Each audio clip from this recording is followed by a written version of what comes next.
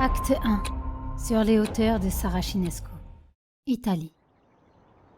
Perché sur les pentes calcaires des monts Ruffien, Monte Ruffi en italien, le village de Saracinesco offre une vue panoramique à couper le souffle. De minuscules maisons sont agrippées à la roche, liées les unes aux autres par un dédale incessant de milliers de marches qui semblent traduire, à elles seules, l'histoire singulière du plus petit village de la province de Rome, puisqu'il ne compte que 160 habitants environ. Le nom de la ville fait référence aux incursions des Sarrasins, comprendre les Arabes, en 876. Ils s'y installèrent après les défaites subies face aux armées pontificales. Il existe, d'ailleurs, sur la place du village, un monument aux ancêtres arabes fondateurs, preuve encore de cette présence arabe à Saracinesco. Il n'est pas rare de croiser des familles dont le patronyme est d'origine arabe, telle la famille Al-Mansour. Al-Mansour en arabe.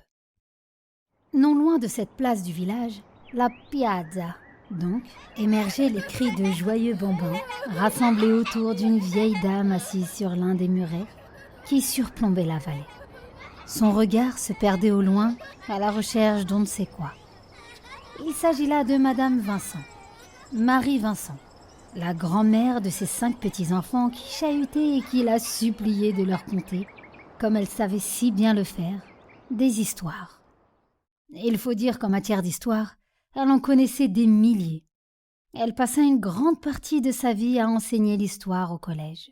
Seulement voilà, elle n'enseigna pas l'histoire en Italie, mais en France, où elle est née. France, cher pays de mon enfance. Madame Vincent était la fille d'un immigré italien dont le nom d'origine fut francisé par l'état civil. Son père se nommait Vincenzo. Quel rapport entre les deux, nous diriez-vous?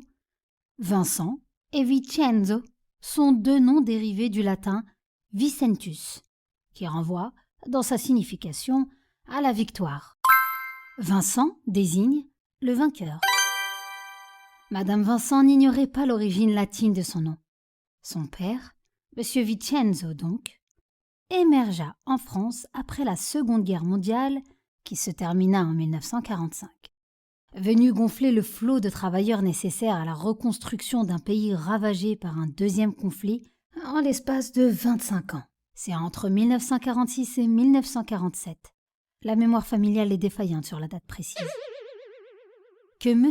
Vincenzo s'installa en tant qu'ouvrier, non loin de la ville de Ramatuelle. Il y trouva un environnement paisible et surtout accueillant, loin des tracasseries quotidiennes des grandes villes, où il faisait pas bon être étranger. Mais surtout, Ramatuelle, autre ville occupée par les Sarrasins, lui faisait penser à sa région natale du Mezzogiorno, l'équivalent du Midi en France. Le nom Vincenzo y était très répandu. Voilà ce que l'on sait à peu près de lui. La retraite bien méritée, Madame Vincent choisit de venir s'installer définitivement dans le village de ses ancêtres, loin du tracas des villes. Cette fervente croyante, catholique de surcroît, avait aussi et surtout besoin de calme et de tranquillité pour se consacrer à la méditation. L'air pur de cette contrée rocailleuse en faisait l'endroit rêvé. Le soleil venait souvent caresser, de sa douce chaleur, Saracinesco. La morosité n'était pas chose courante ici. Face à l'insistance de ses petits-enfants, qui ne cessèrent de l'importuner depuis qu'elle s'assit sur ce muret, elle consentit à leur raconter une nouvelle histoire. Pas celle qui les faisait habituellement voyager et rêver au gré de leur imagination. Non, cette histoire était réelle.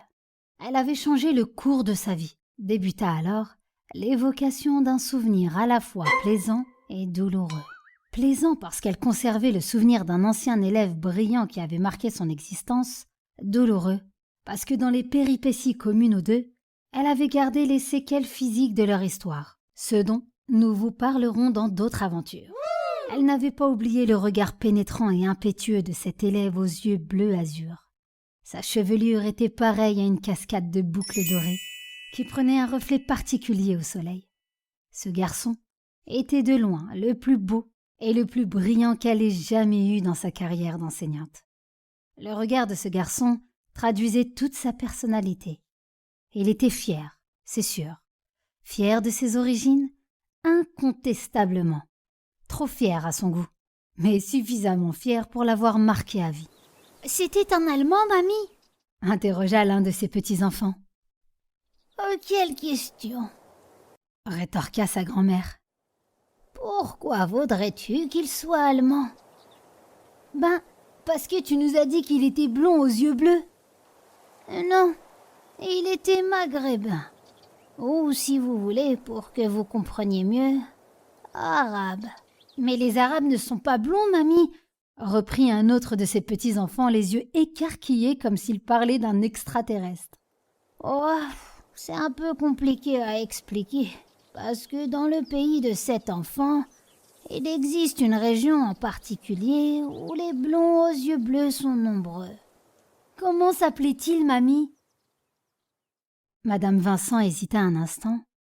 C'était toujours la même réaction à l'évocation de son prénom. Le cœur qui se serre, une sensation de chaleur étouffante et le sentiment d'un immense vide, comme si l'être vous manquait. « Saladin !» dit-elle la voix tremblante.